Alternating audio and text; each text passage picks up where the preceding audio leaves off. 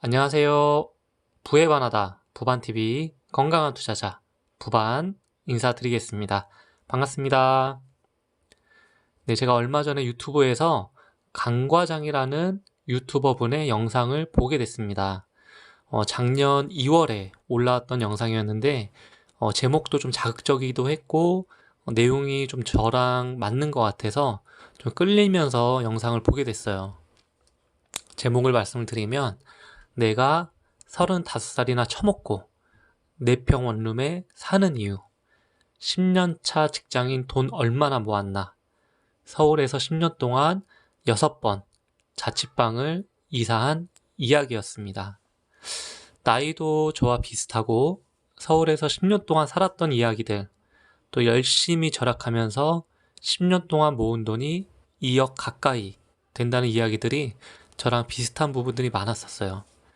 그래서 저도 서울에서 살게 된 지 13년째이고 나이도 30대 중후반이고 또 서울 생활 초반 중반까지는 원룸을 전전하며 살았었기 때문에 강과장 유튜브 영상을 보면서 과거에 힘겹게 살았던 추억들이 떠오르더라고요. 또 더 나은 삶을 위해서 현재를 열심히 사는 그런 모습들이 많은 공감을 느끼게 해주었습니다. 그래서 제 이야기를 여러분에게 들려드리면 10대, 20대, 30대 분들이 제 이야기를 듣고 제가 느꼈던 감정들을 같이 느끼실 수 있을 것 같아서 동질감과 공감, 희망과 용기를 여러분에게 드릴 수 있지 않을까 생각하는 마음에 영상 올리게 되었습니다. 첫 번째는 부반이가 2006년도 12월 24살의 나이로 서울에 상경을 하게 됐습니다. 당시 저는 군대를 제대하고 현금 수송과 관련된 일을 하고 있었는데 돈을 모으고 있었어요. 근데 이제 군대를 제대하면서 좀 큰 물에서 놀고 싶다. 뭐 이런 꿈들은 어릴 적에 한 번쯤 다 꾸시잖아요. 저도 그런 생각을 품고 있었죠. 그래서 현금 수송 일을 6개월 정도 하고 나니까 돈이 한 500만 원 정도가 모였어요. 그래서 이 돈을 가지고 서울에 가서 성공을 해야 되겠다라는 생각을 품고 부모님 앞에서 무릎을 꿇고 서울의 상경에서 성공하겠다, 이렇게 독립을 하겠다라고 선언을 합니다. 당시에 부모님의 반대가 엄청 심했죠. 이제 막 군대 다녀온 아들을 떠나보내기 싫은 부모의 마음이 크셨던 것 같아요. 그래도 아들의 인생을 부모가 쥐락펴락 할 수 없잖아요. 그래서 아들을 믿어주시고 독립을 시키셨죠. 6개월 동안 모은 500만 원 가지고 서울에서 월세방 전셋집 구하는 거는 어불성설이었습니다. 그래서 알아본 것이 하우스메이트였어요. 아시겠지만 하우스메이트는 여러 사람이 월세금을 n분의 1로 나누어서 돈을 절약하면서 살아가는 형태입니다. 시골에서는 하우스메이트라는 게 거의 없었기 때문에 너무나 신기했고 TV에서 보던 옛날에 그 남자셋 여자셋 시트콤 아시죠? 그렇게 살 거라는 상상을 하고 계약을 하고 올라갔습니다. 당시에 건대 입구역에서 도보로 5분 거리에 위치한 다가구 주택이었는데요. 평수는 6평 정도 됐었던 것 같아요. 6평 정도밖에 안 되는 집이었기 때문에 거실도 없고 주방, 화장실, 방 2개가 딸랑이 전부였는데 충격적인 거는 방 하나는 밤에이라는 여성 2분이 살고 있었고 다른 방에 저와 전혀 처음 보는 다른 남자분과 같이 살게 되었습니다. 총 한 집에 4명이 살았는데요. 당시에 인당 12만 원 정도씩 냈었던 것 같아요. 근데 집 상태는 제가 사진 올려드릴 텐데 이 상태랑 거의 흡사했습니다. 더 안 좋았어요.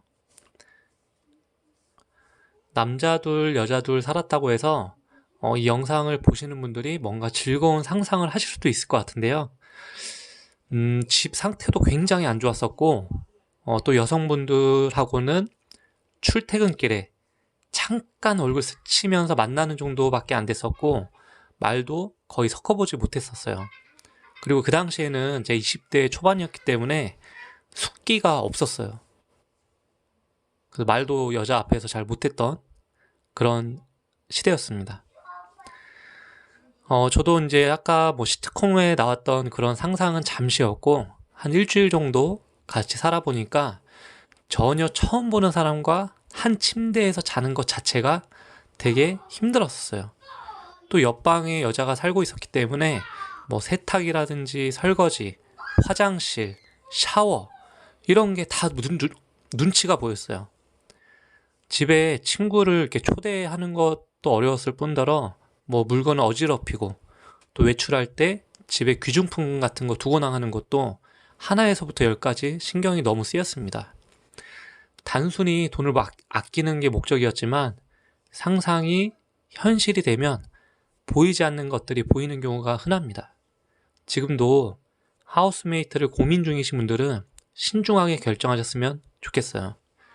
결국 저는 3주 정도 살다가 정중히 이야기를 말씀드리고 그 집을 나가게 됐습니다. 두 번째 파트는 월세집을 알아보고 진짜 진정한 독립을 하게 돼요. 그래서 원룸에 혼자 살게 됩니다. 과연 잘 살았을까요?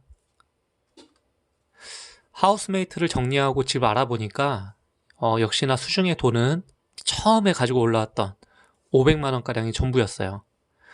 보증금 500만 원짜리 월세를 알아보는데 그 당시에 회사가 서울역 근처에 있는 보험회사 텔레마케팅 업무였어요.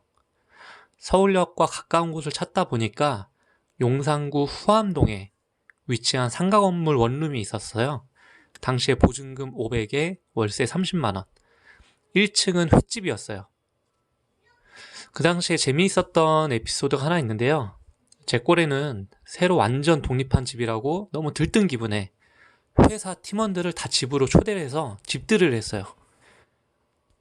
5평도 안 되는 원룸집에서 말이죠. 이런 원룸방에 8명, 9명 되는 팀원들을 초대해서 앉았는데 앉아있는 것 자체가 힘들었어요. 너무 좁았기 때문에. 근데 그 안에서 삼겹살을 사다가 구워 먹었습니다. 식기 재료도 없어서 1층 횟집 사장님한테 소주잔이랑 수저 젓가락을 빌려서 저 좁은 방 안에서 옹기종기 앉아서 삼겹살을 구워 먹으면서 시끌벅적하게 놀았죠. 원룸은 옆집도 아니죠. 옆방이라고 표현하는데 그건 그만큼 방음이 잘 안 되기 때문이죠. 너무 시끄럽게 놀아서 옆방에서 민원이 계속 들어왔던 게 기억이 나네요. 첫 진정한 독립도 잠시. 제가 사회 초년생이다 보니까 수입이나 소비 습관, 또 경제관념 같은 게 없는 아주 순수한, 무지한 청년이었습니다. 술 마시고 놀고 쓰고 먹고 하는데 돈을 다 써버리고 월세 30만 원도 낼 돈도 가까스로 마련하고 그때는 보험 TM 영업일을 했기 때문에 기본급이 50만 원만 보장이 됐었어요. 그 다음에는 내가 가입한 보험 금액에 따라서 일정 수수료를 인센티브로 받아가는 형식이었는데 뭐 잘 벌 때는 2, 300도 벌었지만 안 될 때는 100만 원, 뭐 아예 그냥 기본급인 50만 원만 받아갈 때도 있었죠. 수입도 불규칙하다 보니까 또 거기에다가 소비 습관도 잡혀있지가 않아서 생활이 많이 힘들었습니다. 그래서 결국 세 번째 챕터, 혼자 힘으로 살아보려는 목적에 실패하다. 독립해서 꼭 성공하겠다는 부모님과 제 자신과의 약속을 저버린 채 스스로와 협상해서 서울 성북구 장위동에 있는 외할머니 집으로 들어가게 됩니다. 외할머니께서도 삶과 경제적으로 풍만하지 않으셨기 때문에 저는 직장을 옮겨서 저녁 7시부터 다음날 아침 9시까지 일하는 카드 분실 예방센터라는 곳에서 일하게 됩니다. 밤에는 일하고 아침에 와서 저녁까지 잠만 자는 삶을 살게 돼요. 할머니께서 굉장히 걱정을 많이 하셨죠. 삶의 리듬이 깨지고 바이오 리듬도 깨지고 그때쯤 서울에서의 생활이 익숙해지면서 우울증이 왔었던 것 같아요. 병원엔 안 가봤지만. 혼자 미친놈처럼 아침에 퇴근하고 와서 일본 드라마를 혼자 보면서 눈물을 억지로 짜내곤 했답니다. 정말 많이 힘들었어요. 할머니께서는 연세가 있어 음식을 만들어도 간이 맞지가 않고 알 수 없는 재료들을 마구마구 집어넣어 만들어신 잡탕. 지금은 너무 그리운 음식이 되었지만 그때는 눈 뜨고 먹기가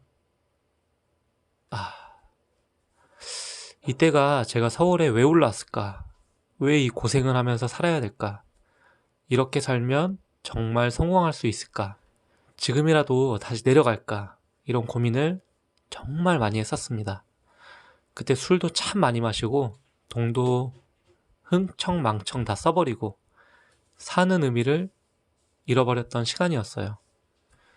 지금까지 가장 후회되는 게 두 가지가 있는데, 한 가지는 새벽에 술 취해서 친구한테 전화해서 나 지금 자살할 거니까 그렇게 하려고 말하고 전화를 끊었는데, 그 친구가 제가 있는 곳을 어떻게 알았는지 멀리서 택시 타고 찾아와 주었죠. 세상에서 제일 소중한 친구입니다. 두 번째는 새벽 4시쯤 술을 왕창 먹고 어머니에게 전화를 걸어서 정말 가슴속부터 끓어오르는 눈물을 하염없이 흘리면서 어머니께 죄송하다고, 너무 힘들다고, 서울에서의 힘든 삶을 그대로 어머니 가슴에 못 박히게 이야기했던 것이었습니다. 네 번째 캡처. 부모님이 기회를 주다. 그리고 눈을 뜨다. 그 일이 있고 나서 부모님께서 그 후로 저에게 기회를 주셨습니다. 제가 가진 돈 500만 원과 부모님께서 2,500만 원을 보태주셔서 서울 성북구 기름동에 위치한 반지하 투룸방을 구해주셨어요. 그때부터였던 것 같아요. 정신을 고쳐먹고 성실히 열심히 돈 모으기로 다시 마음은 먹은 날이요. 그때부터 서울 성북구 성신여대 인근에 위치한 S사에 취직해서 급여도 안정적으로 받고 회사도 성실하게 다니고 월급을 받으면서 어머니에게 매달 꼬박꼬박 50만 원씩 보내드렸습니다. 2,500만 원을 그냥 주신 게 아니라 빌린 돈처럼 생각하고 갚아나가야 되겠다고 마음을 먹었던 것이죠. 이때부터 돈이 조금씩 모이기 시작했고 집도 전셋집이었기 때문에 고정적으로 나가던 월세도 없고 생활에 조금씩 안정이 오기 시작했습니다. 기름동 반지 앞방 집주인 할아버지께서 만날 때마다 항상 해주셨던 말이 있습니다. 이 집에 살다 나간 사람은 다 잘 돼서 나갔어. 너도 잘 될 거야. 이 말이 사실이었을까요? 그 이후로 지금의 와이프를 만나 결혼도 하고 눈에도 오도 안 아플 자식 둘도 생기고 집도 생기고 서울 생활 13년 차를 현재 잘 이어나가고 있습니다. 처음 서울 올라왔을 때 가지고 왔던 500만 원 지금은 얼마로 변해 있을까요? 수많은 실패와 경험들을 돈으로 값어치를 따질 수 없을 것입니다. 그런 경험들이 있었기 때문에 지금의 제가 있고 작은 실패에도 흔들림 없이 13년 동안 서울 생활을 이어나갈 수 있는 원동력이 되는 것이죠. 이 영상을 보고 계시는 분들에게 두 가지만 전해드리고 싶습니다. 첫 번째는 돈을 모으는 데에는 강제성이 꼭 필요합니다. 위 내용처럼 알겠지만 온전히 제 힘으로 번 돈으로 돈을 모았던 적은 단 한 번도 없었습니다. 부모님께서 2,500만 원이라는 돈을 저에게 빌려주셨고 그 돈을 갚아야겠다는 마음이 강해지면서 그때부터 제게 변화가 일어났던 것이죠. 꼭 부모님 돈이 아니어도 괜찮습니다. 은행 대출을 일부러라도 받아보세요. 꼭 필요한 돈이 아니라면 대출받은 돈을 그냥 은행에 저축해 두셔도 됩니다. 그리고 나서 대출받은 돈을 한번 갚아보세요. 대출받은 돈은 사람이 받아들이는 마음부터가 다릅니다. 그럼 여러분도 돈을 모을 수가 있을 겁니다. 두 번째는 지금 당장 힘들더라도 포기하지 마세요. 13년 전에 제가 부푼 꿈을 안고 서울에 올라왔을 때 제 생각처럼 일이 풀린 적이 단 한 번도 없었습니다. 하우스메이트로 시작해서 돈을 아껴서 그 돈을 모아야 되겠다는 생각은 사회 초년생으로 준비되지 않았던 저의 소비 습관, 경제관념, 무개념 등으로 무너졌고, 또 진정한 독립으로 혼자 사는 삶으로 자유는 더 느낄 수 있었지만 그만큼 돈을 흥청망청 쓰게 됐었습니다. 외할머니 댁에서 사는 동안에는 낮과 밤이 바뀌면서 생각대로 돈이 모이지 않았고, 바이오리듬이 깨지다 보니까 혼자 2평 남짓한 방에서 일본 드라마를 보다가 눈물을 흘리는 그런 덕후 같은 삶을 살면서 외로움과 우울증까지 오게 되었습니다. 그런 과정들을 겪으면서 점점 제 마음은 단단해져 갔고 지금의 제가 있지 않았을까 생각하게 됩니다. 10대, 20대, 30대 분들, 지금 삶이 굉장히 많이 힘들죠? 이렇게 살면 언제 부자 되고 돈이라도 모을 수 있을까? 막막하시죠? 그렇더라도 포기하지 말고 여러분의 길을 꿋꿋하게 걸어 나가시길 응원하겠습니다. 지금은 제가 부동산과 경매, 공매, 주식 투자 등으로 자산을 형성해 나가고 있지만 아직 제 꿈은 멀기만 합니다. 현재 진행 중이에요. 같이 경제적 자유를 이루고 싶은 분들은 언제든지 저 부반에게 연락 주셔도 됩니다. 제가 여러분들 항상 열심히 응원해 드릴게요. 이상 영상 마치겠습니다. 내용이 유익하셨다면 좋아요와 구독 부탁드릴게요. 감사합니다.